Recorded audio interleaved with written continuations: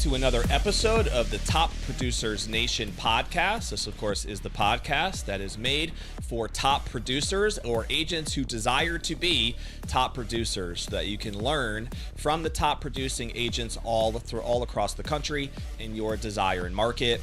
We are powered on a local level by our local franchise, which is Tampa Bay Real Producers, here in this local community, where we feature the top 500 producing real estate agents in Tampa Bay, host a series of events for them, and host this podcast as well with many of them on the show. So today we get to talk to one of our rising stars who we've actually recently featured in the Tampa Bay Real Producers magazine in our Rising Star section, and that is none other than CJ Seitz. Good to have you here, CJ. How are you? Hi, I'm good. How are you? It's great to have you. CJ is with Engel & Volkers and got licensed just about 2 years ago now. So we'll focus in really on how she's gotten off to a good start in the business. But first, we'll start a little bit with your background. And so did you grow up in Tampa? If not, how did you get here? And what made you become interested in real estate?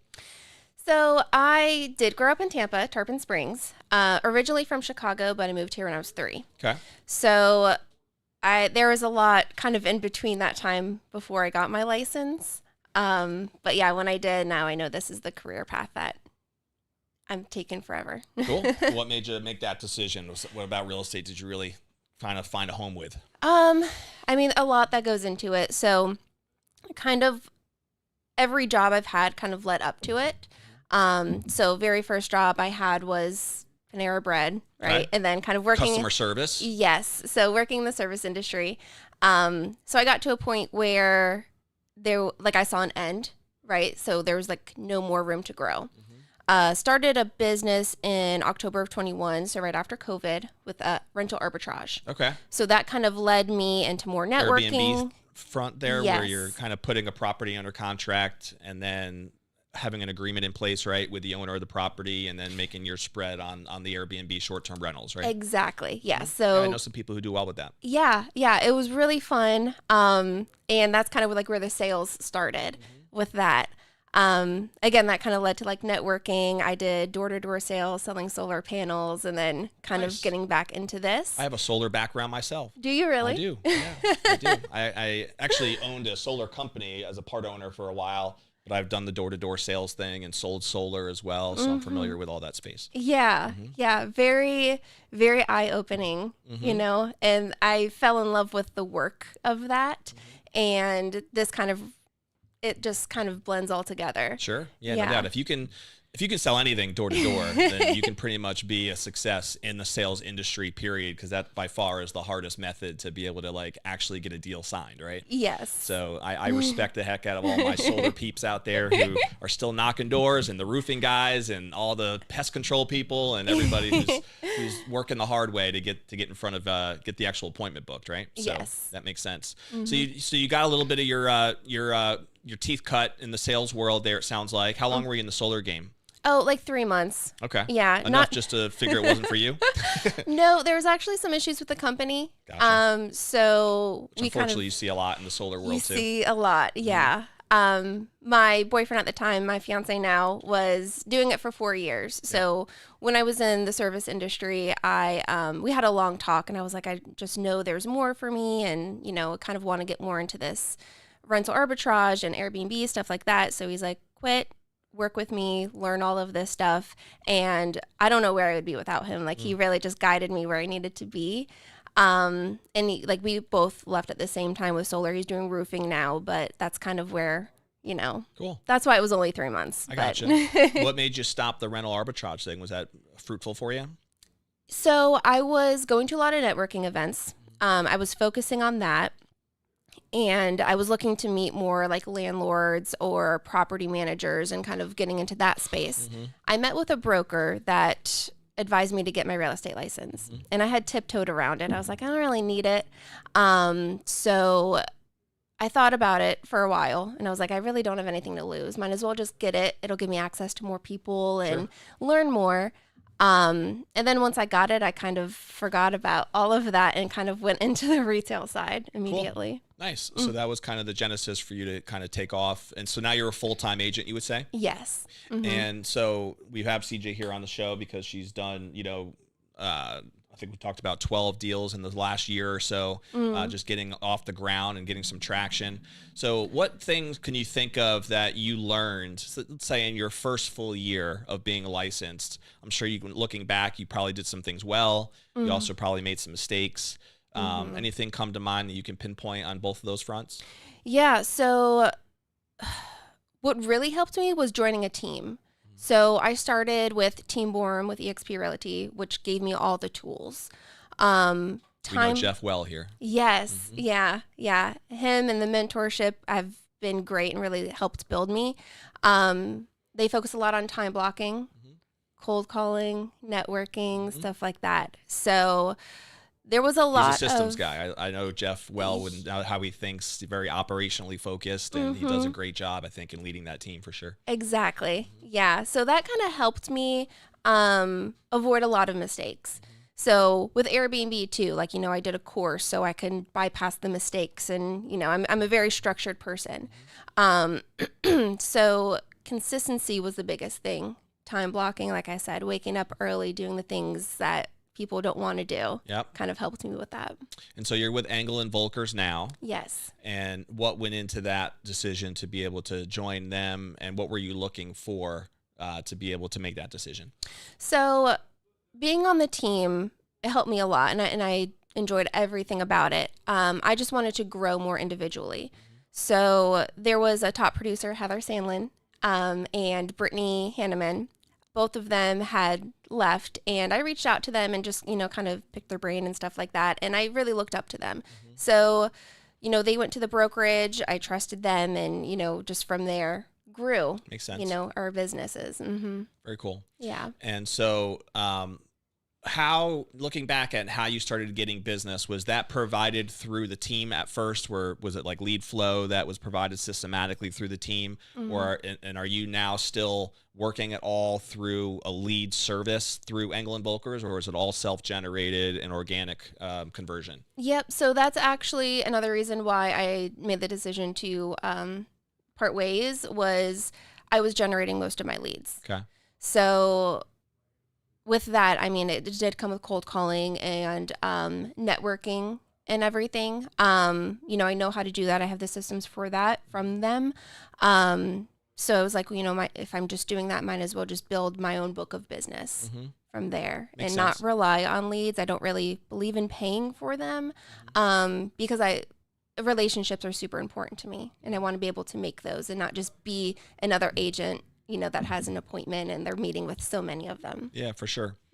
What do you think has worked for you in getting some early traction on that front? Has it been like a key niche at all that you've diven into that you think has worked for you? Is there a certain target audience that has been a right fit for you, or is there some other type of strategy that you think has been a helpful part so far? Yeah. So for sale by owners, I've started calling them because they are the hardest. Yep.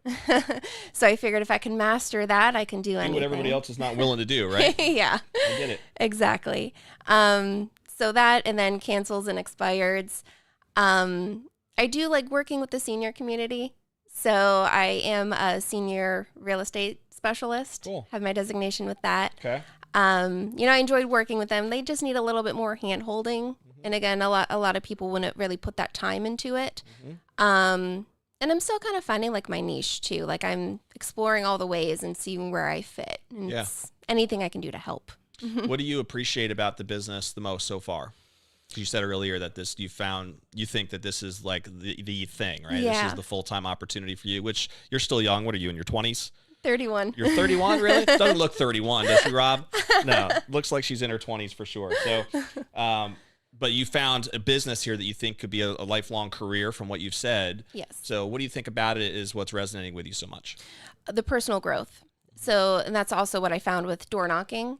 I feel like just the short amount of time I was doing that, I use it like as a practice, right? So like I would knock a door and be like, what could I have done better? Like communication wise, I need to be better at active listening, stuff like that. So just helping me become like a better person. And I feel like this is the same thing, right? So like how I can help people. And then there's, different avenues you can go, what can I do better for this person and everything like that. So If that answers your question, just No, for sure. personal growth. Has there been some challenges though that you faced already in the early phases that were unexpected? Anything that come to mind that was like, man, I didn't expect to take on this type of a thing in this business? That's a good question. So, Or if there's a certain component of the business that you don't like so far? yeah, I got to think about that. So, because I feel like a lot of my deals are like fixer-uppers, right? So like I'll first see it and I'll be like, this is great. Like we can work with this. And I feel like this is with any deal, like things come up and then it just like a whole thing lays out. Sure. So There's just more behind the scenes that you weren't completely aware of up front. yes, Yeah. exactly. Yeah. As you dig in a little bit deeper, that hole gets deeper and deeper. Yeah. Yeah. And I love that though, because how else do you learn? Right. Not everything can be, just list it, sell it, and it's done. Right. Can't be cookie cutter. And Yeah. so a lot of that too is the importance of your team, right? The ability to have like a good contractor, a good remodeler, a good, inspector, a good person who, when that problem arises, that you can put a professional in there so that you're not just kind of making up, advice on your own, but you can put a real professional to kind of help solve the issue. Is that true? Yeah. Yeah. I mean, always asking for help, Yep. not thinking I can do everything on my own. So just having a team, like Yep. you said, is super important. So you mentioned earlier that time blocking was one of the skill sets that you kind of picked up with working with the Borum squad over there. Yeah. What does your normal work schedule look like now? If you can walk us through what's been working for you, give us an idea of what that schedule looks like. So just like a day. Yeah, give us a day or a week, whatever works best. So waking up between 5 and 6, working out, whether it be gym, boxing, aerial, I don't really do in the morning. By the way, I'm going to shut you up real quick. The reason why I asked that question is because a lot of newer agents struggle with this, right? Yeah. Like what to do, especially if it's their first time being independent, having their own business, which I know may or may not be true for you. Is this your first independent business? It really kind of is, I guess you would say so. Yeah. And so this concept of time blocking and being disciplined enough to actually do what your calendar says you want to do is a true game changer between the people who finally take off, at least that's what I found, and the ones who consistently are just struggling and they never really get that traction. So that's kind of why I wanted you to dig in a little bit to this particular thing to help somebody see, okay, wow, I'm not doing anything close to what she's doing right now. And that I think can make a big impact. So sorry, you can keep going. Yeah. I mean, that's a good point. It's accountability. Yeah. Right. So putting it on the calendar and actually doing it is like the most rewarding feeling. Yep. I'll put my gym clothes on the bathroom counter first thing. Like that's my accountability. So I know when the alarm goes off at 5, I want to sleep in. I think about that. So getting up and working out, 2 of the hardest things to do because you don't want to do it. Yep. So you get those done before 8 a.m. And then you can do anything. So from about like 9 to 11 is when I'll do my prospecting. So calling, follow-upping on leads, making sure I talk to at least 8 people a day. Okay. And Why then, is that the right number for you? Because what we had before, like the team structure was talk to like 20 people, I believe, 20 or 30 people. I felt that was so overwhelming. Some days I didn't even do it because of like that was just too big, much. Yeah. So I write down everyone that I talk to a day and the conversations that we have. And I know that that's kind of the quality number. So with doing this for 2 years now, that's been my sweet spot. Cool. So Makes 7 sense. to 8 people. Yeah. And when you say just having conversations, this is just kind of like checking in on whether they're past customers, whether they're somebody you met wherever. It's not about obviously people who necessarily have raised their hand saying, I want to sell my home or I want to buy a home. Right. But you're just checking in to kind of make sure that relationship stays warm. Is that correct? Exactly. Yep. How I can provide value and just keep top of mind. Yep. I get it. Makes sense. And so after 11, what's the rest of that day look like? Then I'll take my dog for a walk and just Gotta kind have of time for unwind. that for sure. Yeah. And then, I mean, every day is different kind of after that, right? So it's either looking what's new in the market in some certain areas, seller strategies for my listings, if something's not moving, why, dig a little bit deeper into that. So there's always like a different type of task, either a showing, and then knowledge. So that's something that Market I kind research. Yes. So Team meetings, I know, fit in there somewhere with, if you have some sort of I'm sure Engel and Volkers has a team meeting that you guys are a part of once a week or something like that. Yes. Yeah. Yeah. So learning something new. Would you say the prospecting part, which I really respect that you have carved out and protected, it sounds like, on like a 2-hour block every day, you're kind of treating that as a lifeblood of the business. Do you feel like that is probably one of the most critical, if not the most critical activity that you could be doing if you want to get traction as an agent? Yes, 100%. And in my experience, it's the ones who are very inconsistent with that one thing that usually is the biggest inhibitor, right, from causing them to get traction. And do you have any insight as to like why you think that is? Like, what do you think causes people to like neglect that for whatever reason? Because it's hard. Yeah. Right. No one wants to pick People up the want phone. things easy. Yeah. Right. It's not in your comfort zone. Right. You know, It can come and across a rejection. little awkward because you have to kind of figure out, you're wondering, what's this person going to think about why I'm calling them or whatever the case may be. Yes. Right. So do you have any tips on that? How do you usually initiate the conversation and how do you make it not awkward? Finding out what that person needs and being the source of help. You know, no one wants to be sold. No one wants to have a phone call and be like, list with me. And, you know, they don't care about anything else. Yeah. So actually have a conversation and build a relationship and be different. And just being able to talk, like after you have a good conversation, like you feel great and you just want to talk to more people. So it builds on it. You know, I mean, of course, there are many days where I don't want to pick up the phone, but then I do, and I'm so happy that I did. Yep. And it's just holding yourself accountable and putting it on your calendar. You just have to do it. Yeah, and your goal, I think you said, is 8 conversations, not call 8 people. Right. Right? Oh, so yeah. you might have to call 20, 30, 40, 50 people to actually get 8 to pick up the phone or to at least have a minute or two to actually talk with you. Is that true? Yes. Got it.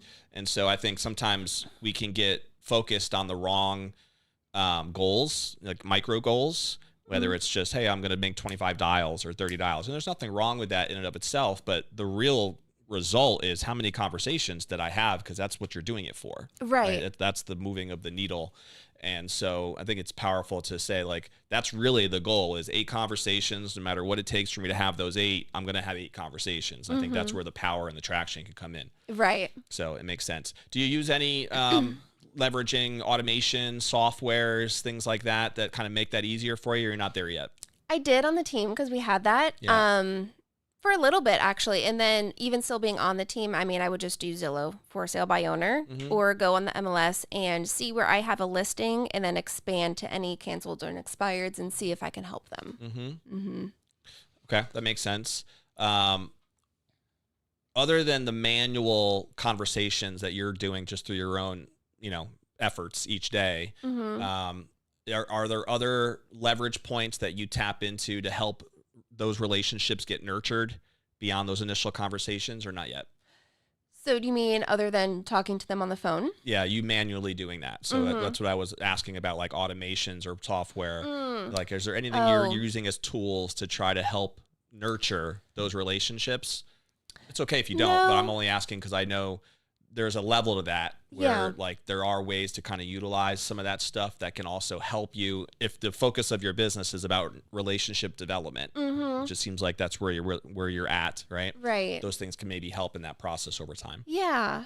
I don't think I'm there yet, but yeah, that's worth on the list. Should. Yes. Put it on the list to think about it more.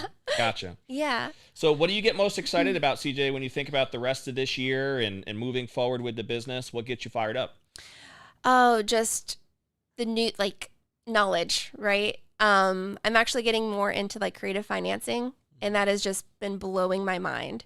So maybe working a couple of those deals, expanding to that. There's a lot of different ways to do deals out there. So many. Yeah. And I have been closed for so long. Like I would get someone calling me being like, hey, are they doing seller financing? I'm like, I don't know what that is. Sorry, no.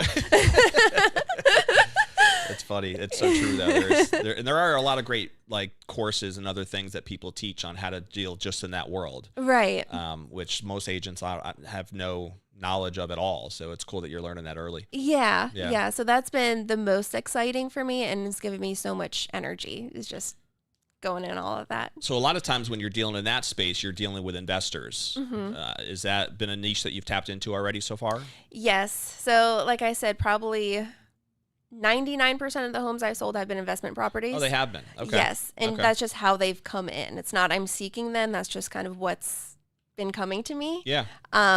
So yeah. So when you say investment properties, you're talking to the seller of the home, right? But you already have a relationship with an investor who's looking to flip that home, and you're working with and for that investor, or are you working on the other side where it's an investor who's already like done some work and is looking to flip the property, and you're the agent coming in on that side? What does that relationship look like for you so far? Yeah. So actually, it's the properties are distressed owners. Yep.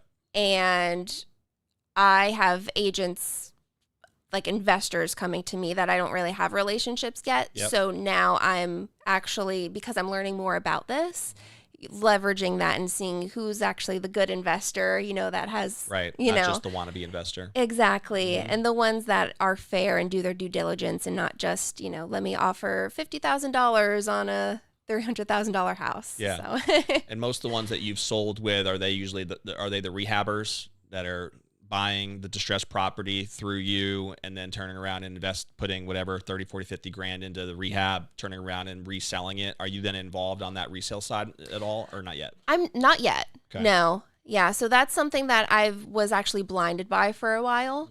But now I'm realizing, like, I'm looking back into my business and like, There was probably an could have. opportunity there. Yes. Yeah. Exactly. I could have done better. Yeah, it's interesting. So I know we've had people on this show who have built their entire business and working in that model, right? Working with investors. Some of the things I really do like about real estate in general is there's so many different ways that you could be successful in it, from traditional retail, real estate, and many agents, make millions of dollars doing just that, Right. to having that investor niche, which is a different skill set in many ways. But what creative financing you mentioned, and all these other different strategies to go into that. So learning how to evolve that relationship so that you can be a player in that investor's business long term, not just on that one deal. Right. I think is really where you'd want to position yourself if that's a space that you'd want to be in, Right. Exactly. Have you had repeat investors so far? No. Standalone, yeah. So that's something you got to work on. Right? Yeah. We're Absolutely. making a checklist here of I things, know.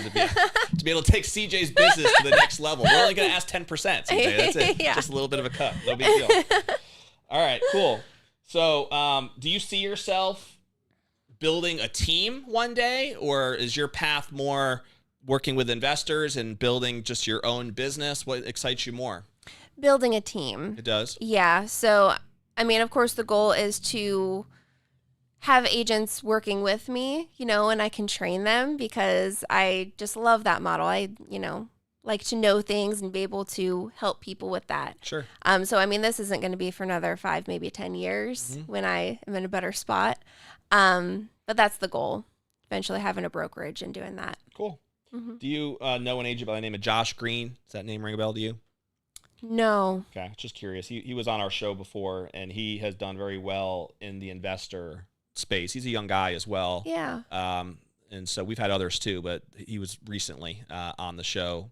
And do you remember Josh? I think he's based out of like Spring Hill, though. He's more north, Pasco County, maybe even Hernando. But my point is like finding, if you don't already have one, an agent that crushes it with that type of a dynamic. Because in many ways, it is a very different business, I feel like, than your traditional retail agent and how they grow their business. There's a different strategy involved with both of those. So it might be worth trying to search and find that mentor if you don't already have one like that. Yeah. My networking lately has been trying to find a mentor. Cool. So that's really good to know. Yeah. Hey, Yeah. I can always introduce you to Josh if you want to pick his brain a little bit. Yeah. For sure. Because I know he's a very smart guy and he's done very well in that space. Yeah. So a couple things. You mentioned off camera that you also are, how long have you been an aerial dancer? I would say like 10 years now. Has it really been? Yeah, since 2016. What got you into that? I was a cheerleader. Okay. I was was getting older as a cheerleader. Cheerleader for high school, college? No, competitive. Okay. Yeah, so I was on an adult team. We had little competitions. I mean, I grew up cheerleading. I think I was in even elementary school, but I did competitive cheerleading with that. I don't want to say like I got bored of it, but like I said, I was getting older. So it was like, time to turn up the next level. Mm-hmm. I was going to college at USF. I was on Facebook and I saw a picture of someone on silks.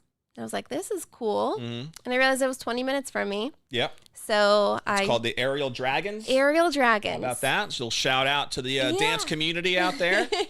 Not bad. Yes. And so you went for like a lesson over there and fell in love with it? Yep. Yeah. Cool. So I took like all the classes. I was always there. And then after COVID, they said, you're here all the time. Do you want to teach some classes? So started teaching and then started performing. And yeah. So do you still perform or do you focus more on teaching or both? So I'm actually focusing more on teaching. Okay. So I teach a couple classes. I don't personal train as much as I wish because it's a time commitment. Sure. But yeah, mainly just teaching. Is it similar to real estate in a way where you like have your own students? It's like a book of business almost that you create, and do they pay you directly, or is that all just run through the studio? It's run through the studio. Yeah, so I get paid per class. Mm-hmm. I mean, it's, a small amount, but it's mainly just kind of... It's a passion that you have. It's a passion. Yeah, I get it. So I don't think of it like that. No, totally. That makes sense. I told you off camera, my wife has been in the dance community for many years, so she also was a teacher. This was in Connecticut, though, when she had a studio there. Since we've been down here, we've had kids after kid after kid, so she now is focused on the home and on being a great stay-at-home mom, thank God. So, but the Aerial Dragons has been, do you guys travel at all, or do you just do it all locally? Oh, all locally. The entertainment travels a lot. Yeah. Yeah. I had a performance in Destin before. They do a lot of festivals. I think one was like in Ohio a couple years back. I mean, I know they go all over. Cool. Yeah. So for people who, again, didn't get a chance to read your story yet and real producers who want to get to know you a little bit more, what are some other things that you just love to do for fun when you get the chance to get away from the Aerial Dragons and from real estate? Yeah. Both of those just take up a lot of my time. Sure they do. You got nothing but free time on your hands right now, right? Yeah, and I feel like that's my downfall too. Is I'm a workaholic sometimes, but my family, my fiance, and my dog. When you guys get married? January Nice. 9th. Congratulations. Thank you. And you said he's in real estate or no? No, he's in roofing. Okay, that's right. Yeah. You did say that. Yes, Cool. He's been doing sales for a long time. Everything I need help with sales, he's always there, and Nice. Very cool. he's a good support system. I've worked with a lot of different roofing companies through Real Producers as one, but also through the solar business. So Yeah. I'm sure there's, as you know, a direct connection there between the roofing industry and the solar world. That's, I would think, probably how your fiance got involved in that side, I would imagine. Yeah, yeah, he did solar for 4 or 5 years. Yeah. Yeah. It's a natural transition to then be able to start selling the roofs. And I don't know if he's still involved in solar, but a lot of people who are in that roofing world will then start selling solar on top of that as just another way to make some additional revenue on those roofing jobs, Yeah. Yeah. Yeah. It makes sense to have those partnerships in place. So you're getting married in January. Big changes coming your way. Yes.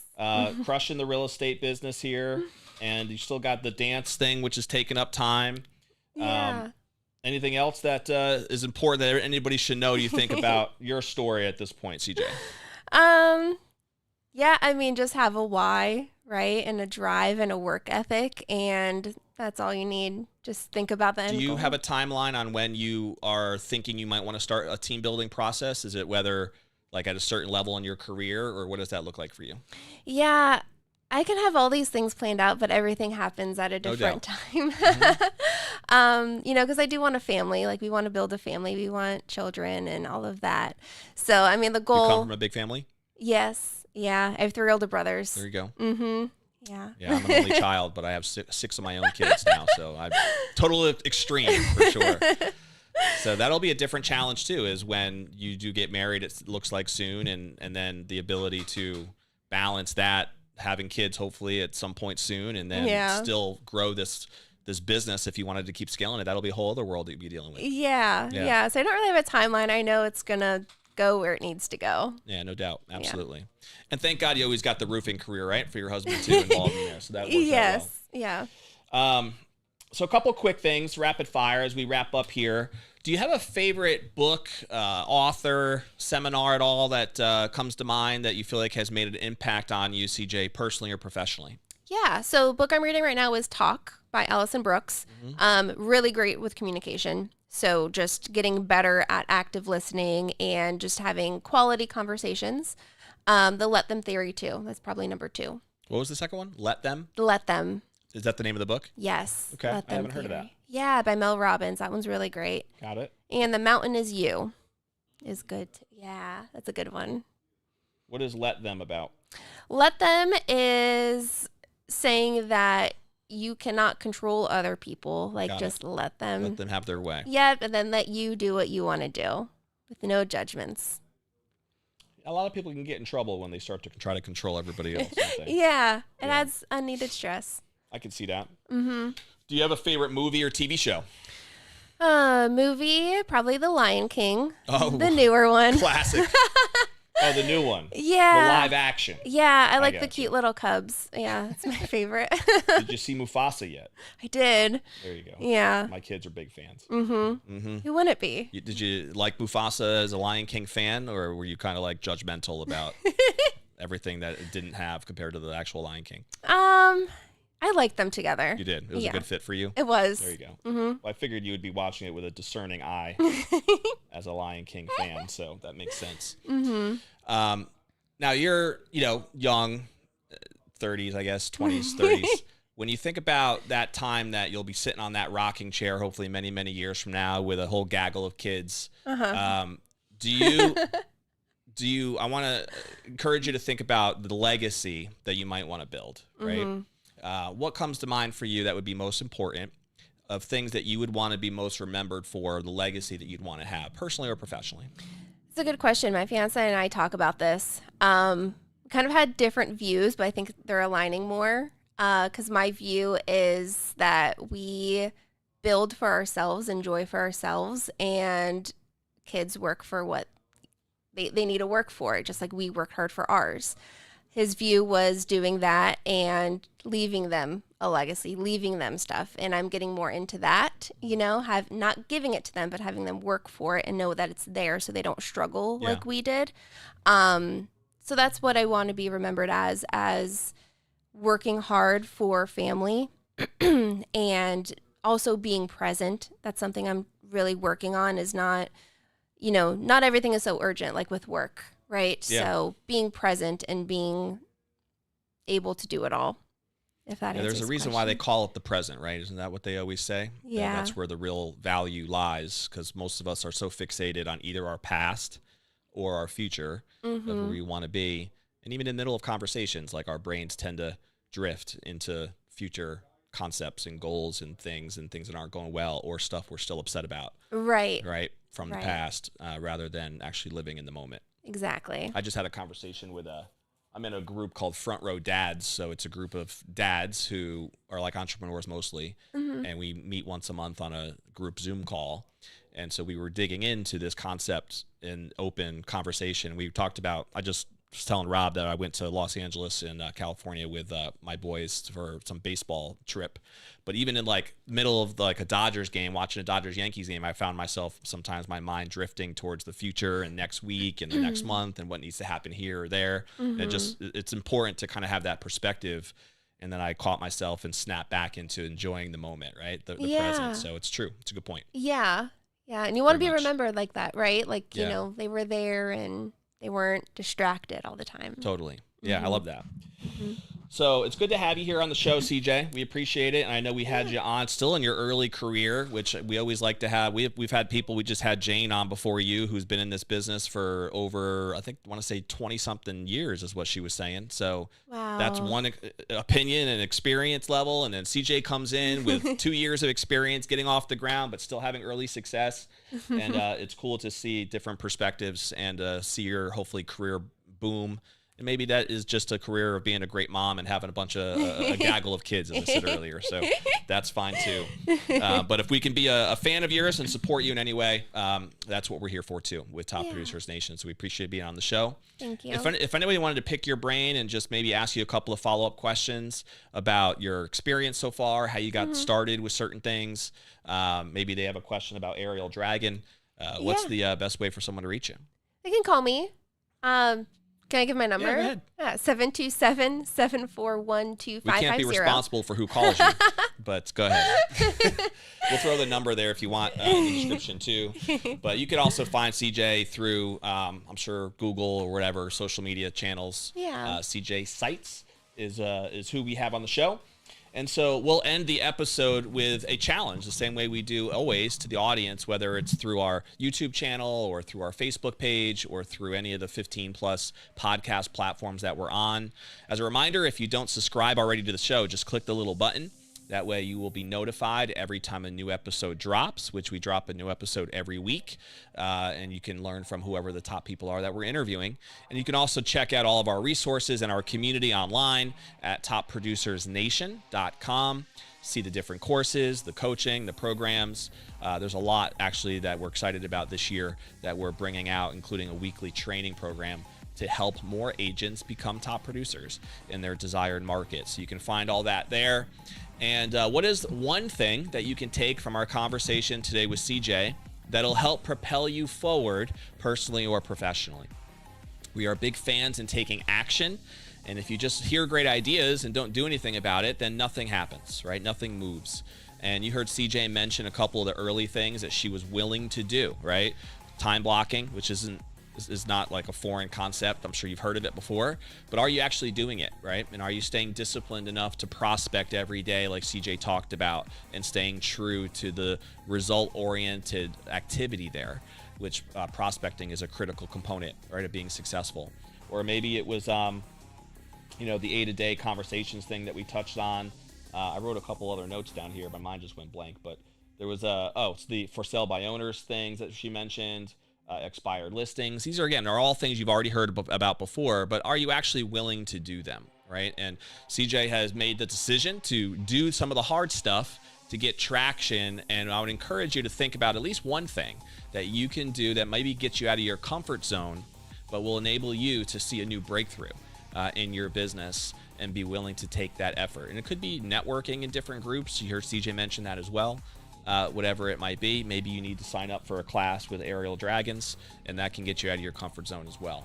But do something, right? Take action, and if you do that and you build that habit, then all of a sudden you're going to find yourself much more excited and happy about the future that you're building and the business that you have. Of course, you can follow us, and we'll see you on the next episode of the Top Producers Nation podcast. We will see you there.